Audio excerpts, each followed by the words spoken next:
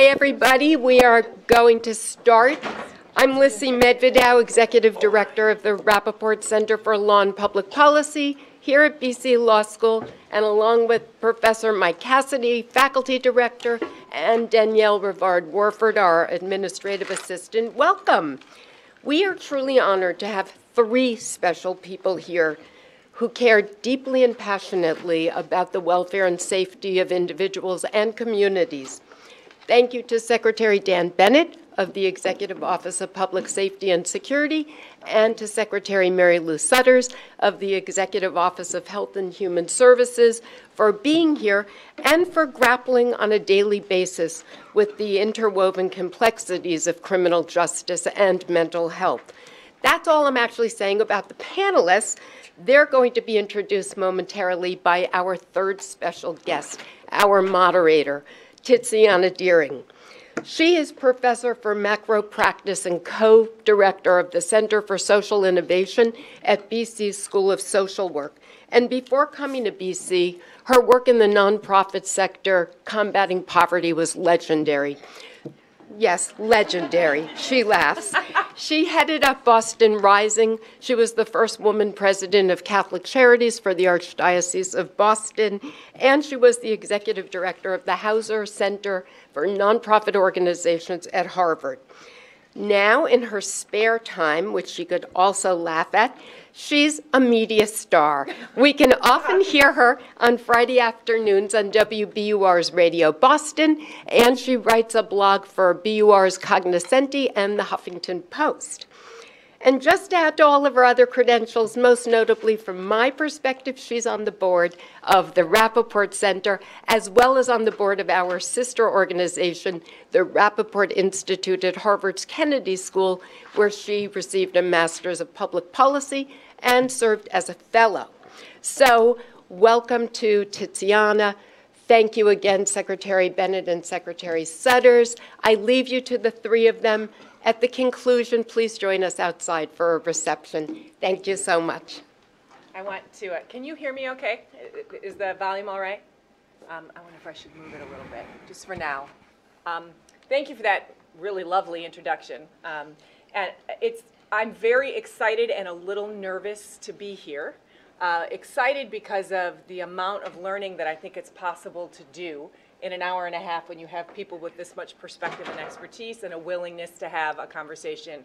And nervous because I want to do justice both to that expertise and to the learning agendas of people in the room. So I talked to a few of you in advance to try to get a sense for what it is you're interested in here. We have set an agenda together. In addition, what I heard from the audience was a lot of interest about both challenges and opportunities to coordinate across the offices and how that works or doesn't work. And where the opportunities are there. So know that that's what I learned from the audience when I was walking around. We're going to look at... I have no idea who this is. So. Hi, I'm Marylou Sudders. How long have you been secretary? 3 years, and you control 58% of the budget, and I Got control it. 1. He's my favorite 1%er, as I say. There you go. So it's going to be that kind of panel, which is great. I'm not going to do a traditional introduction because I was warned not to. So what I am going to do is try to give some perspective on both the responsibility, sort of the sacred trust, and the stewardship that these two panelists bring with their work and with their career dedication. They did both just allude to the, in total, $23 billion in the state budget for which the two of them are responsible. And between them, more than 20,000 employees who are focused on public safety, criminal justice, and service to the people of the Commonwealth. So just to get a sense for the magnitude of the trust and responsibility that our two secretaries represent, I think is important.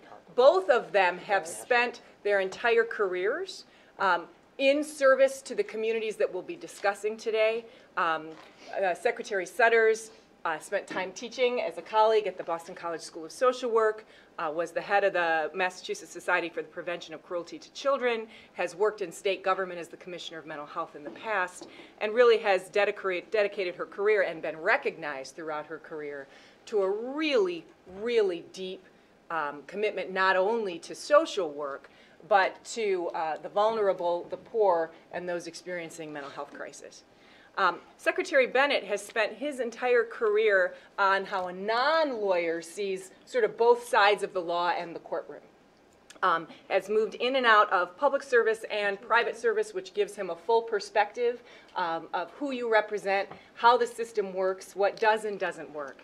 He's been with the Executive Office of Public Safety since 2015, if I have that right. Is that right? That's right. And oversees 9,500 state employees whose job it is to secure the safety of the citizens of the Commonwealth of Massachusetts. Today we're going to focus on successes and challenges, and how we agreed together that we would break that down is to begin with a conversation about successes using Bridgewater State Mental Hospital as an example. I said to somebody the other day, I was thinking about Bridgewater State, and they're like, the university? And I said, no, not in this case. We are talking about something else. Yeah. Then we're going to talk about challenges in terms of treatment capacity, having to do with women in incarceration, the intersection of addiction, criminal justice and mental health, and also civil commitments and involuntary commitments. So that's going to be kind of the landscape of the initial portion. Each secretary is invited to speak on those topics for about 15 minutes. I will then ask some questions that I'll be developing real time as I'm listening. I have backup questions, but hopefully won't need them. And then we're going to turn to you. So that's kind of how you can expect 3 30-minute chunks, basically. The two of them presenting, some panel conversation, some Q&A with the audience. With that, I think we didn't flip a coin, but just decided that Secretary Bennett was going to get stuck going first. So why don't I turn it over to you? And would you like me to sort of give you 10 minutes, maybe a 5-minute warning? Would that be comfortable for you? That'd be fantastic. Okay. And if I take that long, then I haven't learned my lesson, because Secretary Sudders is going to take 25 minutes. Oh. She said the opposite. I said the Just to be opposite. clear. Okay, all right, all right. Well, I was a criminal defense attorney for about 8 years, and I was a prosecutor for about 12 years. So I was in the criminal justice system for my whole career after I got out of law school. The last job I had before this job was first assistant out in Worcester County, which as an assistant DA. And I had been, thought I was getting a judgeship, and I didn't get there for whatever reason. I called up my friend George Hardiman, and I said, do you think the governor's going to appoint any judges? And he said, he's going to be too busy for the first year, but, you know, you'd be a good Secretary of Public Safety. And I said, well, that's kind of ridiculous. It's always like a sheriff or a state senator or somebody like that for that job. So he said, no, this is a different type of governor. Would you like to meet him? And I said, sure, that'd be great. And so I talked to my brother-in-law, and I said, what do you think I should do in the interview? He said, be yourself. You'll either get thrown out in 5 minutes, or you might actually have a chance at the job. So I walked in, and the governor said to me, so this is a job you've been pointing at your entire life? And I said, no, I just had never met a governor before, so I thought I'd come in and talk to you. And I could tell the governor was really tired. And, he had interviewed probably for all these jobs, and suddenly looked up and he had an interest. And he said, well, what would you do if you were in this? And Sousa Baranowski, which is the maximum security prison, happened to be in Worcester County, where I was the first assistant. And I had been up there for a lot of murders, which I had prosecuted or been in charge of, and one significant stabbing where a correction officer had been stabbed through the neck, barely survived, and the actual shiv had been left in his neck, and I had actually prosecuted that case. The other thing that had happened during my career was I had had witnesses down at Bridgewater State Hospital. I had had defendants who I represented down at Bridgewater State Hospital, and I had had people I prosecuted who ended up at Bridgewater State Hospital, and I had read the records over and over of people because of the things that I did. So I said to the governor, I think that our Department of Corrections does not protect the corrections officers, does not protect the inmates, does not provide the services, and I think Bridgewater State Hospital is the worst example of it. And when I said that to him, he said, okay. I saw that there was a real interest there. And I saw that the governor wanted to do something about that. And he, the rest of the conversation, we discussed some of the other agencies, some of which I knew nothing about, like MEMA. And the best thing about this is there's a weather call and going on like in a half an hour, and I don't have to be on it because they talk about snow the whole time, and I could care less about snow. But we talked the rest of the time pretty much about recidivism and helping people with mental health disorders. And so when I got in there, Secretary Sudders and myself and Secretary Lapori, who was in charge of A&F, one of the things that we concentrated on for the first 2 years, essentially, 18 months. yeah, 18 months, Just was, felt like 2 years. yeah, it was painful, was what could we do about Bridgewater? And when you went through Bridgewater before, if you called it anything but a prison, you were being dishonest. And I had spent a lot of times in prisons, both as a defense attorney and a prosecutor. The patients were treated like prisoners. The mental health help was virtually non-existent. There were correction officers. The seclusion and restraint policies that were taking place there, they could say it was treatment, but the reality was it was punishment. And those things had to be changed. And they couldn't be changed by corrections officers. Corrections officers are courageous individuals, men and women who go into an environment where there are 2 corrections officers in a tier at a time with 120 maximum inmates, many of whom would be happy to stab them at a moment's notice, but they are not mental health workers. So what were Secretary Sudders, myself, and Secretary Lapori going to present to the governor and lieutenant governor that was going to work? And we all had a little bit different expertise. Secretary Sudders had the most expertise, by far, and that was in mental health and what was going to be the treatment of the patients, and that was the most important thing. I did have an experience dealing with the corrections officers, however, and how to get the corrections officers to be willing to leave Bridgewater State Hospital, how to talk to them, work with them, to let them know that it was not a failure on their part that they were leaving Bridgewater State Hospital, but they had an alternative. They were not going to lose their jobs, that it was just that they had a different job to do. And that's where I focused on. What happened was we went out and looked for an independent company, a third-party contract to come in and provide the mental health and get the corrections officers out of there. The difference, and people don't realize it right now, in the past, the inmate population has always been rising. I don't know how long that goes back, maybe 20 years. But for some reason, and I don't know the reason, I've heard a lot of different ideas about the reason. The inmate population across the country, but particularly in Massachusetts, has been dropping like a rock. We're down under 9,000 inmates now in the Department of Corrections. And we're closing prisons. Okay, now what does that mean? That means for the corrections officers that we're not running classes. We weren't adding corrections officers. So by closing Bridgewater State Hospital, they weren't going to lose jobs. I could guarantee them that they could go to Concord MCI or Sousa Baranowski or to Norfolk and keep their jobs. And that was a key component.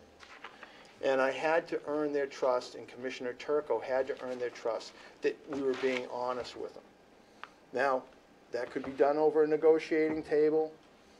That could be done over a lot of different ways over signed contracts. This is why my brother-in-law thought I would be thrown out with the governor within 5 minutes. I did it over a lot of breakfasts at diners, sitting down, eating cheesesteaks, hanging out with them. And by the end of a lot of times sitting around different bars and places like that, the corrections officers trusted me enough that they would leave Bridgewater State Hospital and know that I was being honest with them and that they were not going to lose their jobs. And Commissioner Turco and I, when we shook their hands, and it wasn't contractual, and we've kept our word all along, they knew we were telling them the truth. And none of them have lost their jobs. They're all still employed. They're all got their places. And that gave an opportunity to put into place what Secretary Sudders was telling us was the right thing. Now, through it all, I would go and went down to Whiting, down in Connecticut, and I'd look and see what other places were doing, other treatment centers were doing, what other states were doing. So I was informed, but I never tried to impose and tried to take a step beyond my own knowledge and a step out of the area where I understood. I knew about corrections by the time this was over because I'd gone to every jail and house of correction in the state. I'd gone to conferences in the state to learn about corrections, but I didn't try to step into Secretary Sudders' area. I trusted Secretary Sudders to do her job. I did my job, and Secretary Lepori did her job with the finances and making sure the contracts were right and making sure we had the money for it. So if you ever want to see a success, it's what happened at Bridgewater. Secretary Bennett, that's the perfect time with 5 minutes left in your opening comments to ask you to move from the Bridgewater part now to some of these challenges that we're discussing. And so what do you see as challenges in coming down the road, especially around treatment capacity? Well, the one thing I looked at was, and this goes to Secretary Lepori, we went from spending about less than about $17 million on Bridgewater in some ways to $55 million. The governor went to the legislature, and the legislature, I'm not going to pick on anybody in the federal government, but the legislature and the governor are partners. And when they go as partners and they're trying to do the right thing, they work together. And so they came up with $55 million to make Bridgewater a reality and make it so that it works together. If you don't have the finances to get the mental health treatment for the patients, in that case it's patients, it can't work. Now the big challenge right now in the DOC is we're spending $55 million at Bridgewater, and MassAC we spend $12 million, which is about the same number of patients, but we only spend $3 million for the 9,000 inmates that we have. I'm not suggesting we spend $1 less at Bridgewater or $1 less at MassAC, but $3 million on mental health treatment for all the inmates is a very small amount because a lot of the inmates are in there because they have substance abuse or mental health disorders, or they wouldn't be there. That's for a lot of them. There's a lot of reasons why inmates end up there, but for a lot of them, that's why they're there to begin with. Great, thank you. Thank you. Secretary Sudders, shall I turn it to you? So it's a pleasure to be here. So you're going to hear a little bit of the differences between a lawyer and security approach, and a social worker and a lens through mental health on solving some of these, what I would say, intractable issues. And I would say Bridgewater State Hospital was, so unlike Secretary Bennett, who actually apparently had a job interview, So I'll just tell you my quick how I became Secretary of Health and Human Services. And it was a text the morning after the governor became the governor-elect of the Commonwealth of Massachusetts. And I received a text from him. And of course, I thought it was to ask me to be a member of his transition team, because I've known him for a long time. So I thought, well, of course I'd be on his transition team. And then when I looked at it a little closer, I thought, it didn't exactly look like inviting me to be on a transition team. I won't tell you what the email said, but basically I showed it to my spouse to ensure that I was not over, reading into the text message. And my spouse said, I don't think this is a part-time volunteer thing. I think he's inviting you back into public service. So that's how I became secretary. So there you go. I didn't even have an interview. But Bridgewater, let me use Bridgewater is a example of how this administration and the leadership of Secretary Bennett and the governor's former chief of staff, Steve Kadish, Secretary Lepore, who's A&F, and I sort of came together around Bridgewater. And it's a slightly different path let me give you the outcome. And these are words that probably he would almost never use. So the goal at Bridgewater State Hospital was to reduce the use of restraint and seclusion, which is, Secretary Bennett has honestly said to you, was being used as a form of punishment. The best I would have ever said about it was the facility used it as a form of treatment, maybe punishment, and yet we know that that's actually contrary to what the laws of the Commonwealth are, which is that restraint and seclusion is actually to be used as an emergency procedure only. Was to institute a recovery-oriented and trauma-informed treatment program at our maximum state hospital. Now, those are probably words he would never utter 18 months, 2 years ago. And to improve the hospital's facility, the physical plant, to actually provide a more therapeutic environment. Since last January, there's been a 99% reduction. This is January through August data. A 99% reduction in seclusion and a 98% reduction in restraints. Anyone who has gone to Bridgewater, I talk to family members, so I am a family member, so that's code for meaning that you have family with serious mental illness. We had a meeting with NAMI, a bunch of families who had family members at Bridgewater State Hospital before we started the change. For me, it was probably one of the most difficult meetings I've had in my professional life.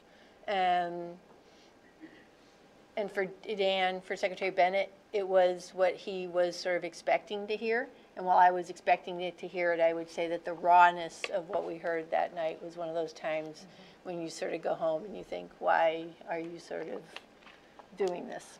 It was because we had a commitment to make things better.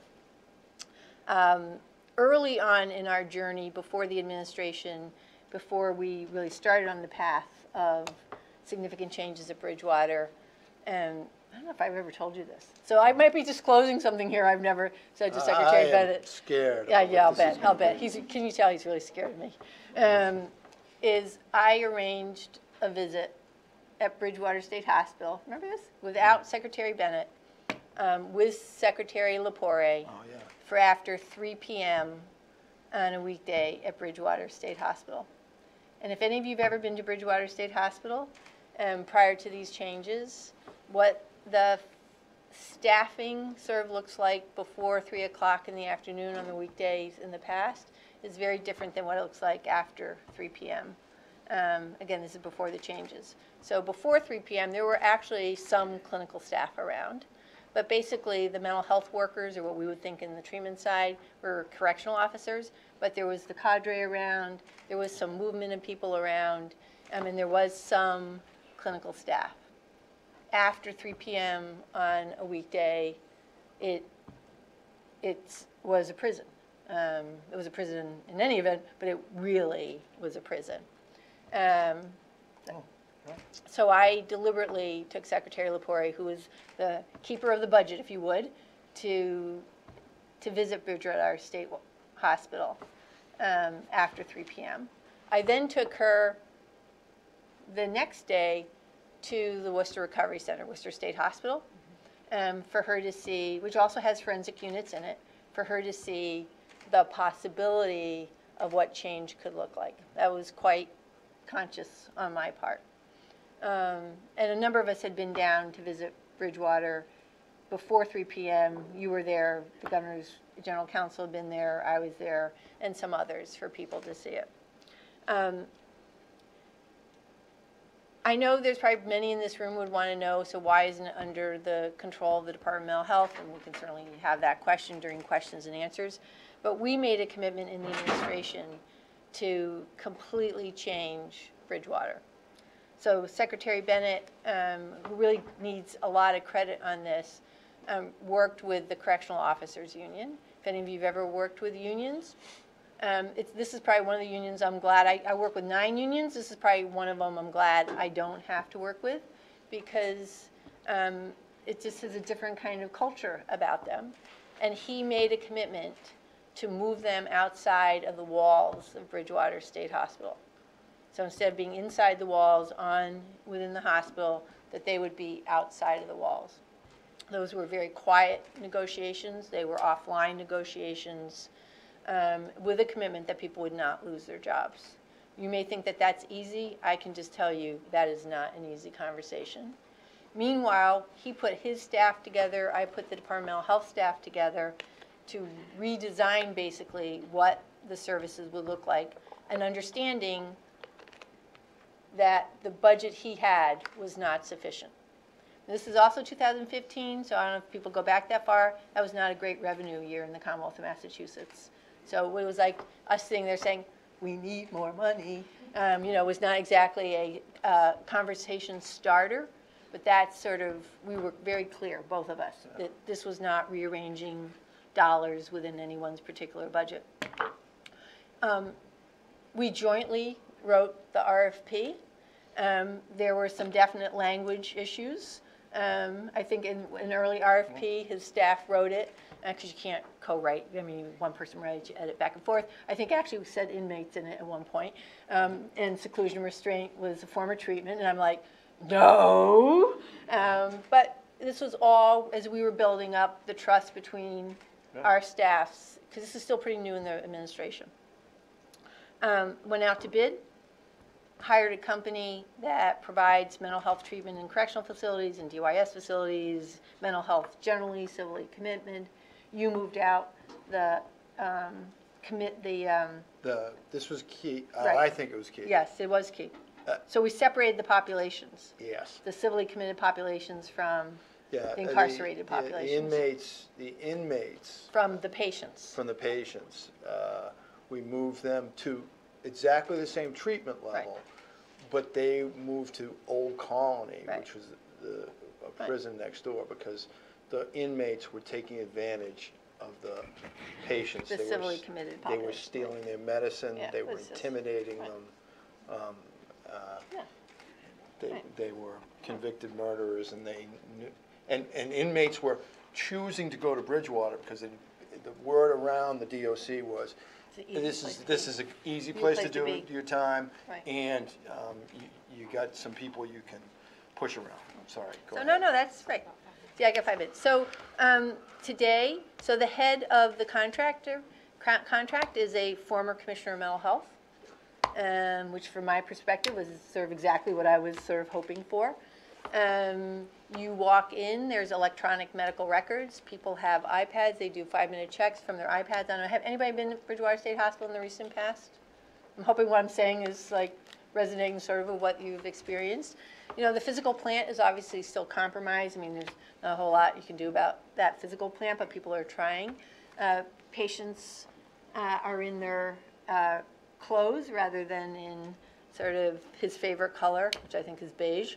Just kidding. I know. Orange, I don't know what the favorite color is.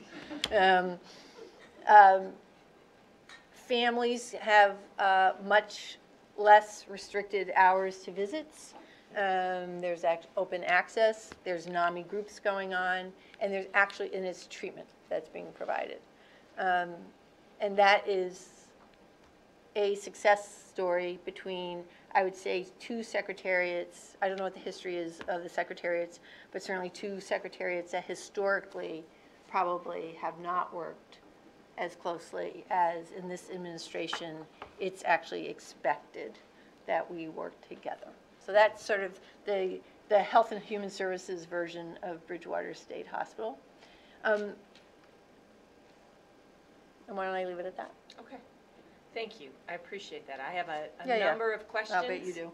And so what struck me in listening to the two of you actually was how much, so that I have some students and former students out in the audience, and I kept wanting to catch their eye and say, do you remember from class? Do you remember from class? Because there was a lot of change management skills that the two of you actually had. I guess I was sort of thinking from the corrections frame and the mental health frame, but this is about leadership and change management as well. And so actually my first couple questions are more down that path. Secretary Sudders, at the very end, you said, you know, there were these two offices, for lack of a better word, that historically had not worked well together and now were, and that was an expectation. Is that what it took? Was the big, so something before didn't work and now it did? Was it that there was an expectation set from the top, or what else was going on that made these two offices work together in a way that they historically hadn't? And Secretary Bennett, I really love both of your perspectives. Well, there's no question. I mean, one of the reasons I came back into public service, and I'm an independent, and anybody who knows me would probably say that about me in the governor's cabinet, is that this governor will take on intractable issues. He doesn't simplify them. He understands they're complex. He's often said to us, you know, if this stuff had been easy, other people would have figured this out by now. And it really would be really easy for politicians and others to ignore Bridgewater State Hospital because it's a population that the public, it's easier out of sight, out of mind. A lot of people are not sympathetic to people with serious mental illness who may or may not have committed crimes. Has a dark, dark history in the Commonwealth of Massachusetts. It's not something for us to be proud of historically. The governor, it took some time in the beginning part of the administration just because you're dealing with so much, but a clear expectation that EOPs couldn't do it by themselves. Certainly it's not even within my jurisdiction, but I think as Secretary Bennett said, he understands the correctional world and security and the like, and being shy and retiring, I will just force the mental health on him, even if he didn't want to listen to it. But the reality was, I mean, you heard Dan say, I mean, he knows what he knows. I know what I know. I would never assume to be a security expert. And it is around change management because the language is different. The orientation is different. And when our staffs hit challenging moments, I mean, I think the fact is they would see the two of us sit at the table and just say, we're just going to work it through. Right. But that would be my perspective on it. Right. I think the fact that we both Don't like each other. That's not true. Well, maybe it's true from one side. No, No. I think when the goal is the same, Right. We shared the same goal. same Yeah. goal, then you can Work through the differences. you can work through the Yeah. differences, Right. and that was the key, having the same Same goal. goal in the end. And I Yeah. think knowing, seeing in this case, Oh. seeing the people who were there and knowing the people. I don't mean knowing them as I could see, I could look and see the people that I knew. Either they were my clients, or they were the witnesses, or they were the defendants I had tried. I could see them there, and that made it very easy to make that a goal that you could work towards. So picking up on that, you know, if part of the answer is that where you've got clarity of vision and clarity of goal, people know goals, people know where they're supposed to be trying to go. Again, I welcome an answer from either or both of you. What's the next goal? That was a really clear goal that got us to change in a key place of intersection between criminal justice and mental health. What's the next goal? I'm going to let you go. Oh, thanks. I think it's opiate addiction is. Oh, wow. Yeah. We're doing a mind meld. Yeah. See the same goal. You were here to see it. Just saying. I think that, and that's, the governor has said that, and I think Opioids, yeah, addiction. whether it's inside DOC facilities or outside, I mean, hopefully, inside the DOC facilities, opiate addiction, hopefully inside the DOC facilities, DOC, not houses of correction, is limited because we have the individuals for a long time, and that we have a severe Suboxone problem coming into our facilities, unfortunately. But it's really in the greater society, the opiate addiction is killing way more people than violence is right now. And so what we can do with the police, or parole or things like that, and helping, because I think everybody knows the police aren't going to solve the problem, but if we can work with Health and Human Services and the things they provide, I think we can make a difference on that side. Yeah, I would say opioids in general. I mean, the governor had a working group. I think he announced it in his inaugural address. I chaired the governor's working group. And it gave us, I don't know, 3 months to come out with a work plan, a blueprint for change. In that, and in the governor's working group, one of the first things that we took on was ending the longstanding practice of civilly committing women to MCI Framingham, which had been in existence for more than 30 years. I actually found the press clipping from when, he's a good friend, when Phil Johnston was Secretary of Health and Human Services in 1987, said that he was going to end the practice. Took 30 years later to actually end the practice of civilly committing women to MCI Framingham, and worked in a very bipartisan way with the legislature. Actually, the bill passed unanimously. And we created what we refer to as the RAP program, because everything has a name, at Taunton State Hospital in lieu of MCI Framingham. That was a first step, and Secretary Bennett has taken some of the learnings from what we've done at RAP, and in this governor's budget, the changes at MASAC. Serve to mirror the treatment more closely to what we provide for the women at Taunton State Hospital.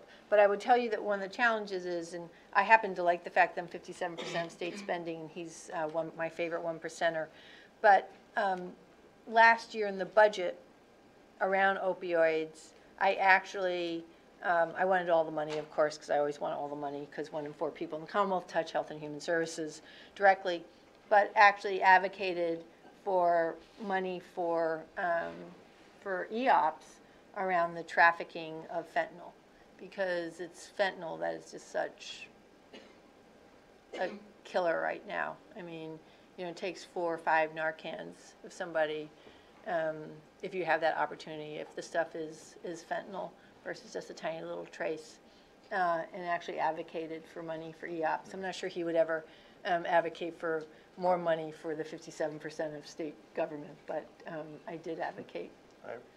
I appreciate that, Yeah. because we're just about wiped out, but yeah. So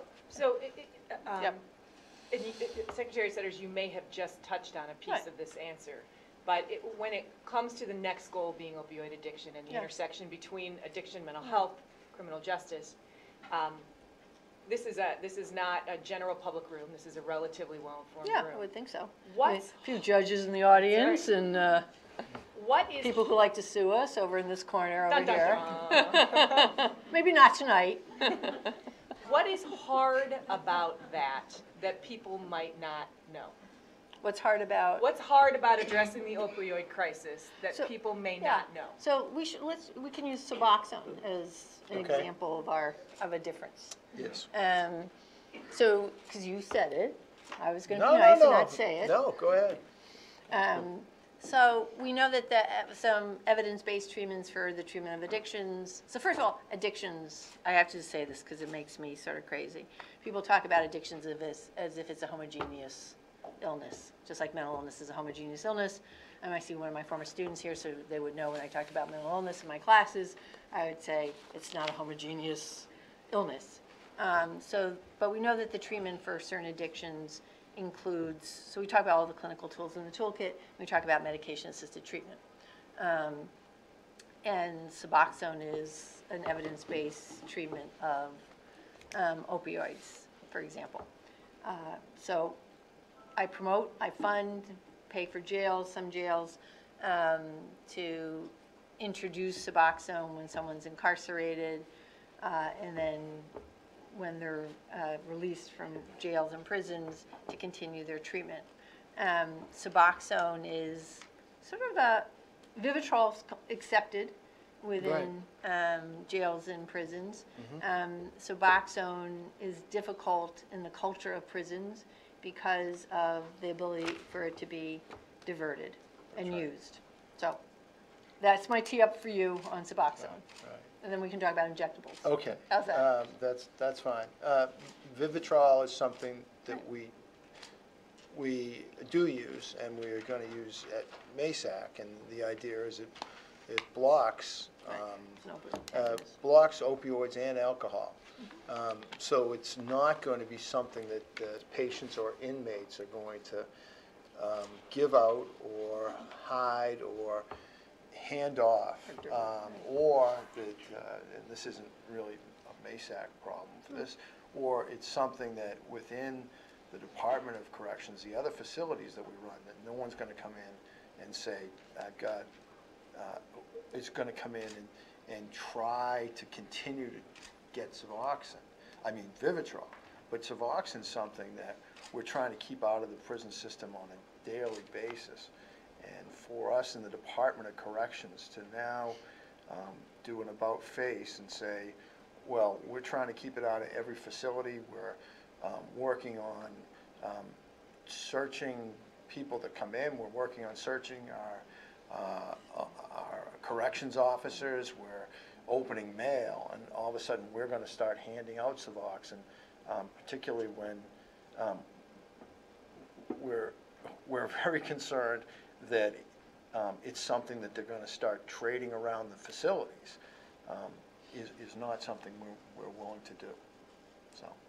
So, which leads to then, so I'm planning on wearing him down once injectable Suboxone is FDA approved and available. And he sort of knows. He and I have already had a couple conversations. No, we talk. We talk. Yeah. Do you think that's in the near offing? I mean, do you think that's coming soon?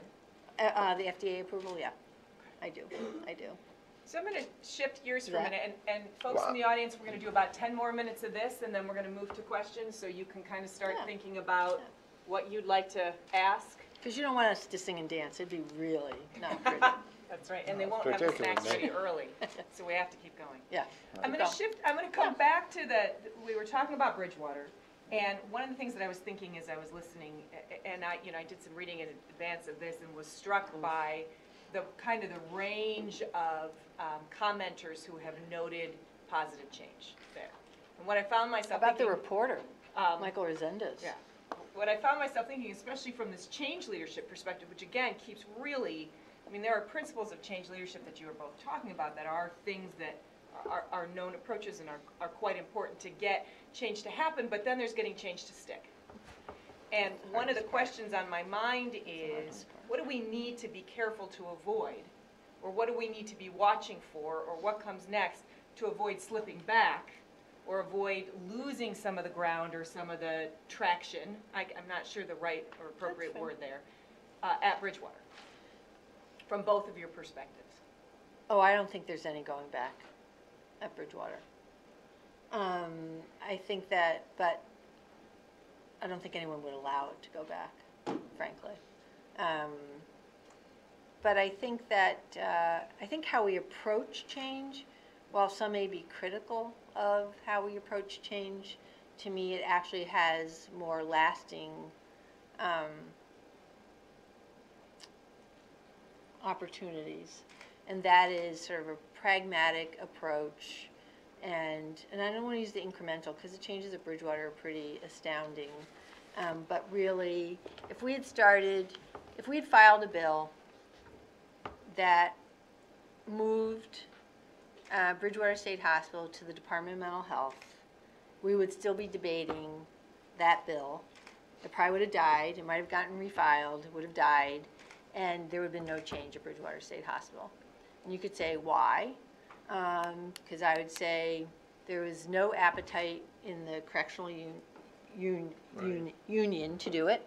Quite frankly, if I was to poll the legislature, and particularly the House, but not exclusively the House, there'd be no juice, I'm sorry, that's my technical term, to move it to corrections. And we needed to demonstrate that we could actually make change. So I think the fact that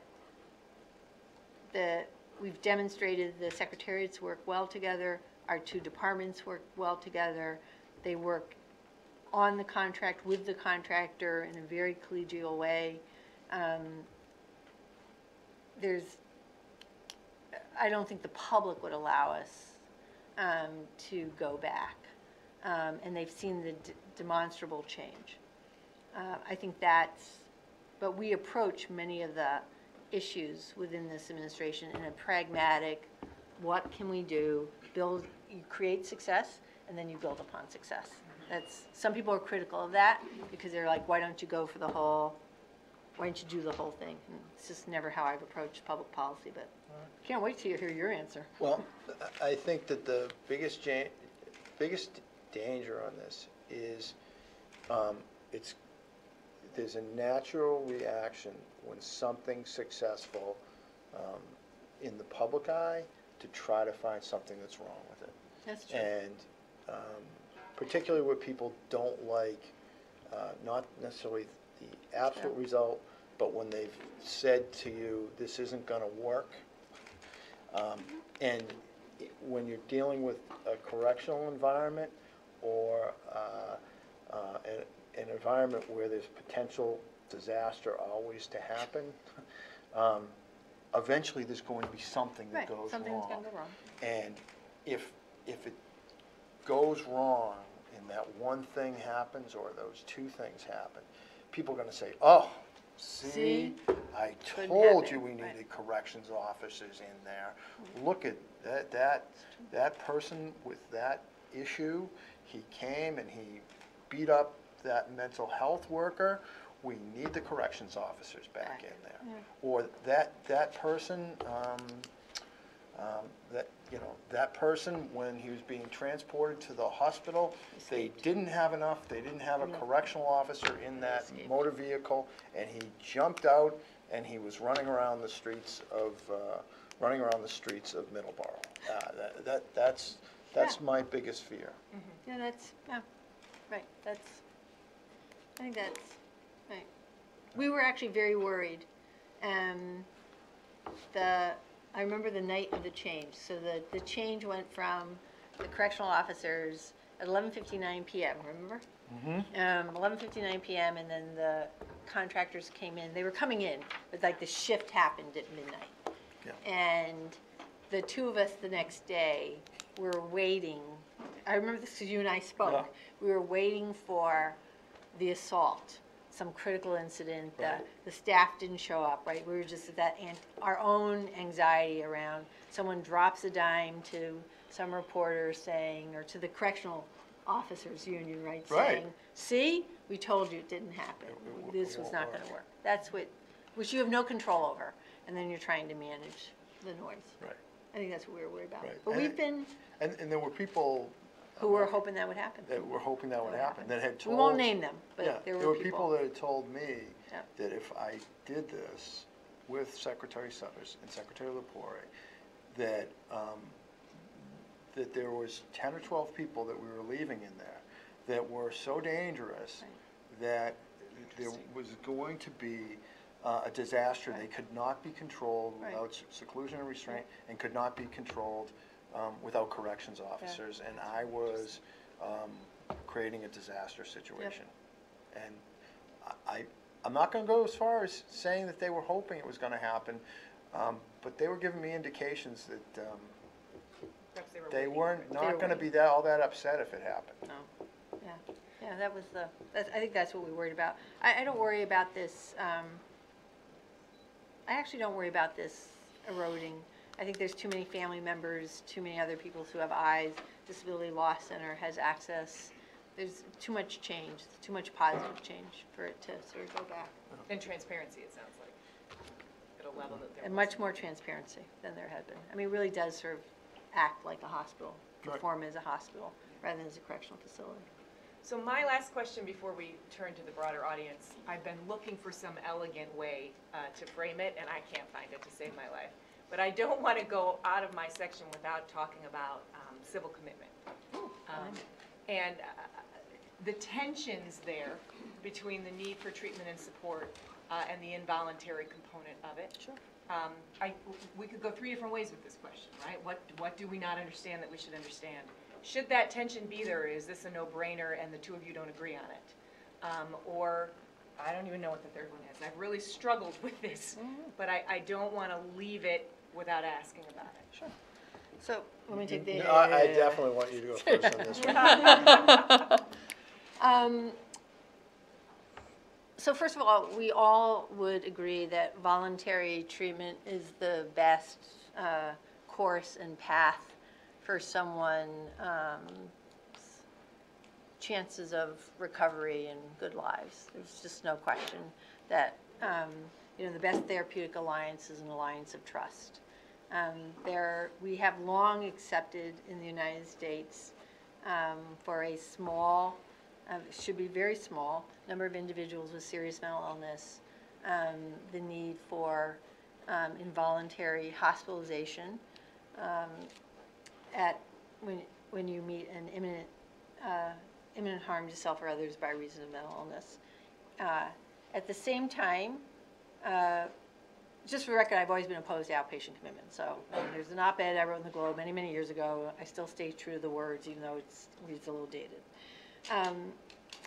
And we've had a Section 35 process, which people would just refer to as section, that for harm by reasons of addictions that has run primarily through the courts. And the courts have really been like the first responder, and the police and the first responders.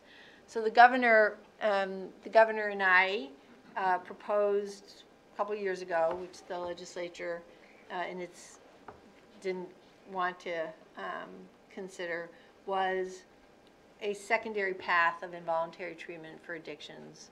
It's basically for people who live in this world, taking the Section 12 process and sort of amending Section 35 to create a Section 35A process. And I'm going to tell you why. First of all, it really comes from now family members and police chiefs. They're probably and working with the courts in trying to improve the Section 35 process. There's about 10,000 commitments for Section 35 now. So let me just walk you through this. And a person is Narcaned multiple times and brought to an emergency room on a Saturday night, currently, and is offered what the legislature created was a voluntary assessment. And 90% of the people in emergency rooms who are offered the voluntary assessment say, thank you, no, and leave, because they're in the height of, right, if you're Narcaned, you're still very active in your addiction and you want to go and find your next fix. So that Monday morning, if it's your family, you go to court and you take out a warrant of apprehension which I believe only lasts for that day. That's right. Only that day. And then the police, we rely upon our police to then go find the family member, the person. And if they find the person, they're arrested, and they're taken to court, and they're put in a holding tank, and they're evaluated. And the courts are wonderful in this. That's pretty bad. That's the governor's press person. I'm going to turn that phone over. If it was the governor, would you pick that up? Of course I would have. I would have walked out. And the courts have been wonderful about this. The court clinician evaluates the person, and the judge, we're asking judges to make what is essentially a clinical decision.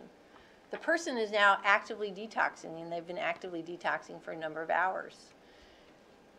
In most of our counties, the sheriffs pick someone up once a day from the holding tanks. That's not true in every county, but that's true in a number of counties. So the person is now actively detoxing till about 4 o'clock in the afternoon. And then at that point, they're then transported to a treatment facility, a facility that takes a Section 35. So what we have proposed, with all the due processes in place, is that in that emergency room, if a clinician makes a determination that that person is at imminent harm by reasons of addiction, they would be able to Section 35A, new process, a person to a treatment facility for 72 hours. This is that Saturday night one. Right, that's right. I'm using Saturday night because that's the most dramatic. And Friday night would probably be the most dramatic. 72 hours, and hopefully at some point, a person would be able to intervene and help that person accept treatment. And if the person was still at imminent standard, then we would go through the Section 35 process. The governor's bill makes, working with the courts, and particularly Chief Justice Carey, of trying to ease the process for the information courts need and the like for a Section 35 process. But that's the intent of it. That's the reason behind it. And it's interesting, 2 years later, perhaps it's because it's fentanyl, perhaps because Narcan's done what we wanted Narcan to do, which is this harm reduction. So it does save lives. But the difference is now, 2 years later, the police chiefs, the police departments don't really want to, they are our first responders, and they are frustrated at how many people are Narcaned and are taken to emergency rooms and are immediately released back to the streets. So this isn't like blaming anybody. It's like, are we in that place for a small number of people? And I would expect it to be small, for whom an involuntary treatment path may need to be the right path for them. So it's controversial. We understand that. It's not proposed lightly, and that's why we have a legislative process to go through. You want to take it on? And I'm going to be really rude and just go, No, make go sure ahead. like nothing's burned. You've ignored me on this subject for 2 years, so go ahead. Okay. No, and I don't pretend to be as in-depth knowledge as Secretary Sudders, but here's why I do believe in it. And it comes from a doctor that I have a lot of respect for that actually trains the first responders. And it comes from the difference between when he started out in emergency medicine 25 years ago with people with alcohol addictions. And for the most part, someone with an alcohol addiction gets a chance to get help over a period of time. Now with fentanyl, you very well may not get a chance. You're not likely to die, but you have a real possibility of dying. And people don't understand right now. I could stand out here, and if there wasn't potentially a federal agent that was going to pick me up, I could sell carfentanil to Judge Hines, and there would be nothing a state trooper could do. It's not illegal. Go ahead. Sell it. It's not illegal under the state. We don't have a statute that makes it illegal. There's 6 more kinds of fentanyl.